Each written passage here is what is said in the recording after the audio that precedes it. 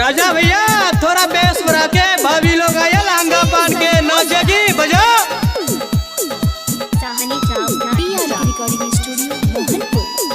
Time pass खातिर दिल जोर ले ले बा, टाइम पास खातिर दिल जोर ले ले बा, गोरकी छौड़ी दिल हमर तोड़ देले बा, बगल वाली छौड़ी दिल तोड़ देले बा, हंसत आँखिया में भरी लोर देले बा, हंसत आँखिया में भरी लोर देले बा, गोरकी छौड़ी दिल हमर तोड़ देले बा, बगल वाली छौड़ी दिल तोड़ देले बा।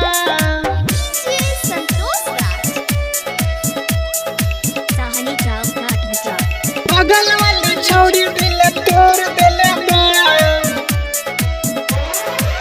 4 दिन बाबू सोना कई के फसाई तो दिल जे तोर छौड़ी खूबे रुलाई तो, खूबे रुलाई तो।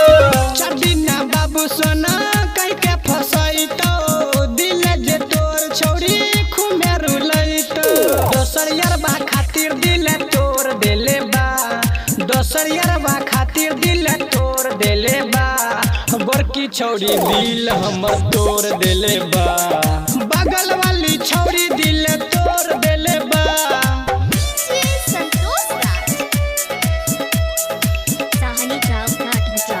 बगल वाली छौड़ी दिल तोड़ देले बा।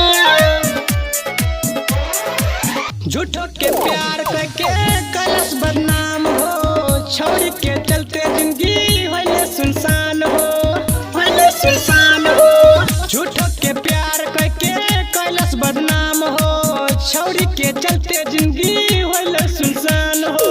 सोनू निगम अपन मुआ मोर ले ले बा, सोनू निगम अपन मुआ मोर ले ले बा, गोरकी छौड़ी दिल हमर तोड़ देले बा, बगल वाली छौड़ी दिल तोड़ देले बा।